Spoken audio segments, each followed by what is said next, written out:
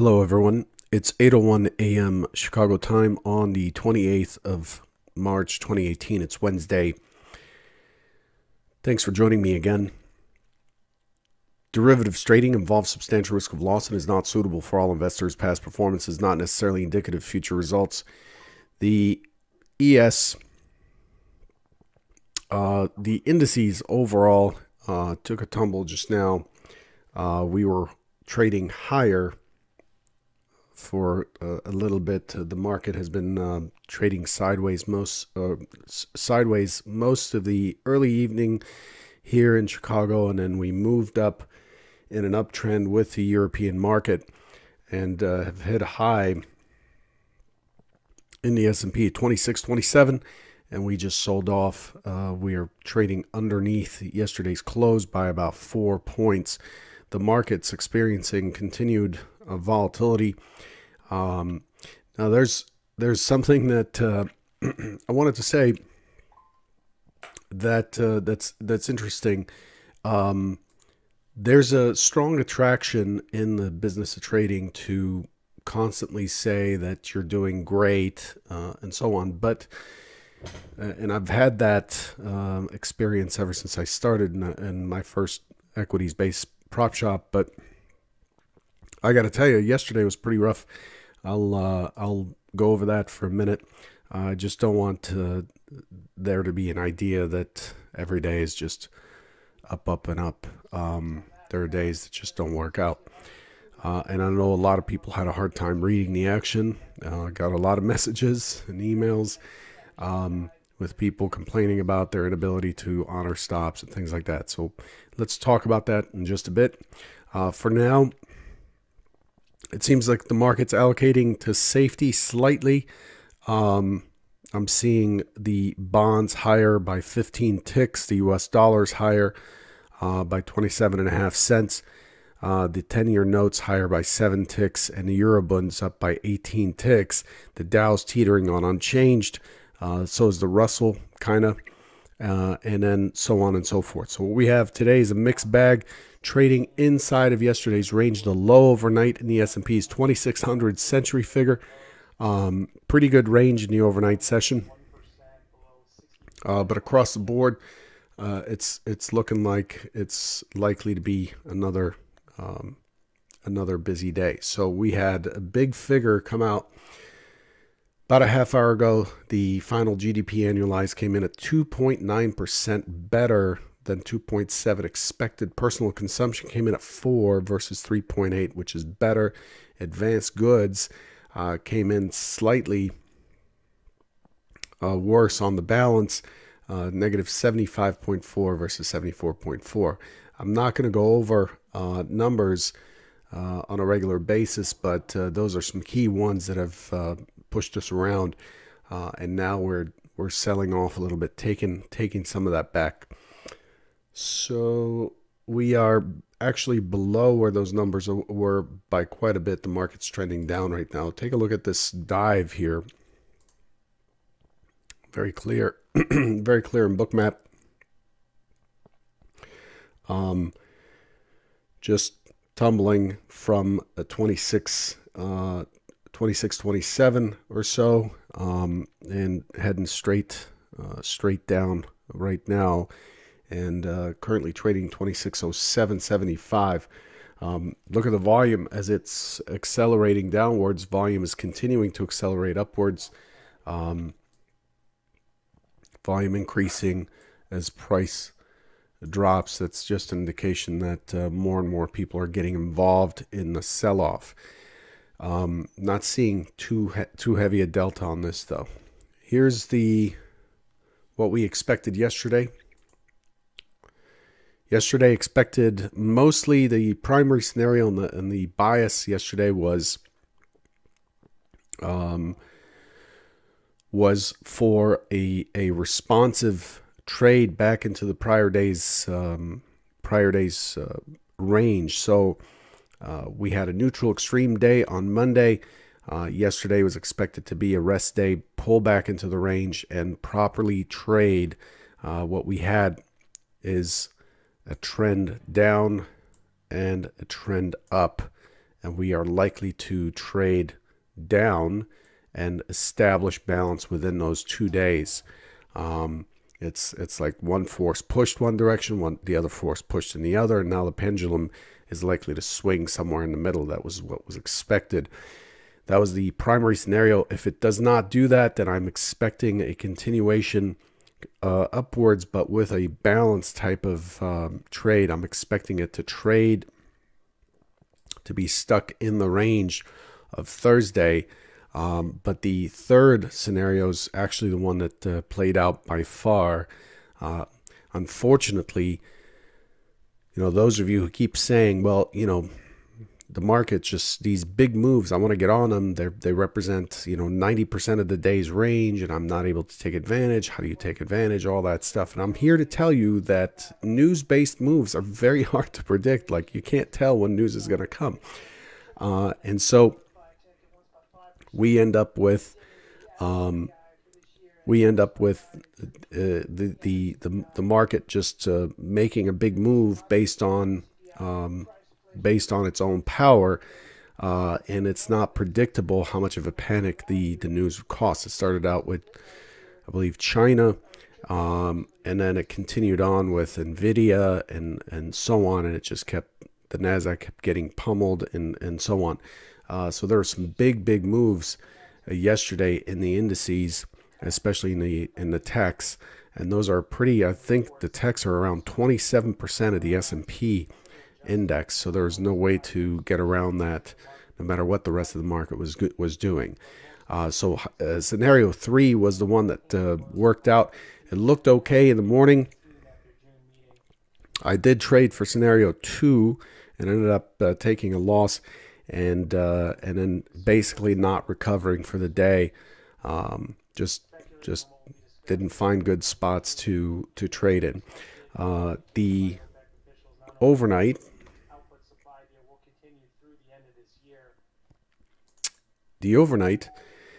Oh, by the way, yesterday had twice the volume of a common day. We traded about 2.2 million contracts in RTH versus 1.1. So the move down was very meaningful. We breached the 2603 low from Monday, and bounced back up, and the bounce back up was not as forceful as it was on Monday,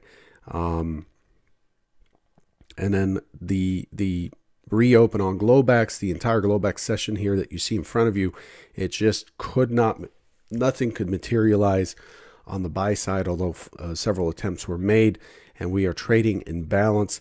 The volume in the overnight session is very high.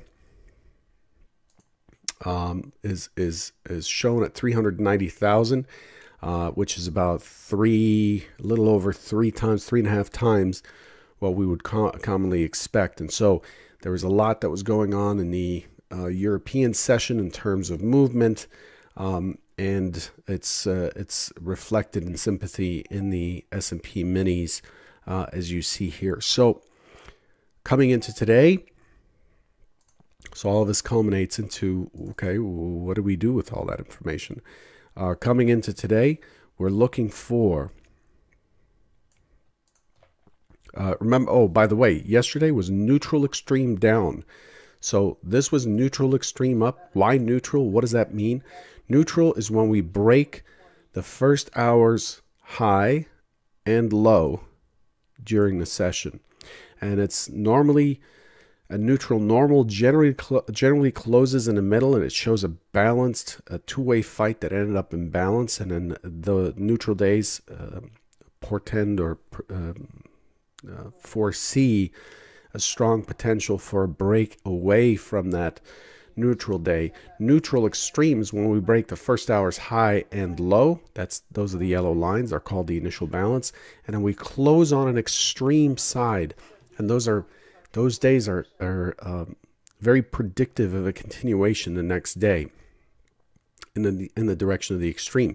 Yesterday we broke 3 times. So we broke the low, the IB low early on.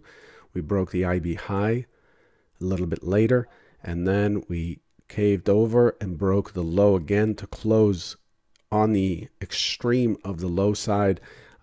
This normally tells us that this is very meaningful, especially on high volume, and it's likely to continue lower, is what this predicts. But again, I want to caution against making that kind of prediction and just being open today to whatever the market offers, because the movements on news and news-based movement tends to exaggerate itself, but it also tends to return to the scene of the crime. It tends to return to where it started, because the auction was interrupted up above and it started to sell off. Again, I was looking for scenario 2 up to 20. I was looking for 2686 or so, and it just started to bomb. And generally, we move back into the scene of the crime where the news interrupted the auction. So this neutral extreme has some strong downward bias to it, especially given the participation. Look at the volume yesterday. The volume, these bars are the actual volume per 15-minute bracket, and the black lines inside of them are the 20-day average of that particular bracket. So you could see that we held to much higher volume throughout the session, and that accelerated where normally it would slow down on the average. We accelerated into the close pretty good, and ended up trading pretty high volume into the close. So this was very meaningful. So coming into today, what are we looking for? We're looking for the market to be responsive upwards into yesterday's close and to get tangled up in the 2620 area from yesterday. And I'm looking for an impulse down that is likely to retest this overnight low and the prior day's low into 2586, the next stock zone down before the bounce back into the range. That's my primary scenario. That's the most probable scenario today. So what's the market likely to do? Sellers are likely to attempt to push back up. Buyers are likely to attempt to push back up and recover some of the range into the 35, 36 area maybe. But it's likely that we will see participation die out in the 26, and I'm looking for an impulse down. There's no trade for me here until I see this impulse down. Then I'm looking for the pullback in the direction of that impulse. And then I would target 2600, 2596 for scales, and then my extended target is going to be 2586. Leave a runner on and see if it gets beyond 82.75, 82 half. But most likely it's likely to turn back up and join this balancing, these several days of balance back and forth. That's the primary scenario. Secondary scenario, we have an open test drive immediately, test lower, dip below yesterday's low, and then get back up. And in this case, I'm trading for balance until we take out the opening swing high, until we take out the high that we put in early in the morning. Then I'm looking to join the longs. So I'm looking for an impulse up after the test lower and join the longs. And then again, this could take us right back into the 35, 36 area for a target. Okay. I don't think the buyers are going to be shy. Not yet. The sellers have been the day before yesterday. This is why, remember, day before when we came in yesterday during the Trader Bite, I talked about how price moved a lot. It moved past the open. This was the open of Monday. Price moved past the open, closed on an extreme, but delta wasn't there. There was no participation, or there's very little participation by the sellers and the buyers colliding. So buyers were not lifting in strength. The move up was more. The move up was more offers being pulled and moving higher and higher and higher up the ladder. That's why delta did not show. The volume delta did not show a positive with price. And you can say that that carried over into today. That could have predicted the divergence, price delta divergence that drove today, but yesterday. But the problem is that this market was geared to continue higher as expected. It just got news, and so that's what it looks like. Now, I'm not here to debate why the market sold off and so on, but I've got 3 news feeds that I listen to all day long and monitor, and the movement occurred right after each one of those news items. So I'm seeing this as a scene of the crime type of trade. That's all I have for you. I'll cut it off right there. Good luck. Those guys who are part of Convergent, just remember we have a private member AMA tomorrow at noon Central, 1 Eastern. You'll get the invite for that in your email today. Good luck.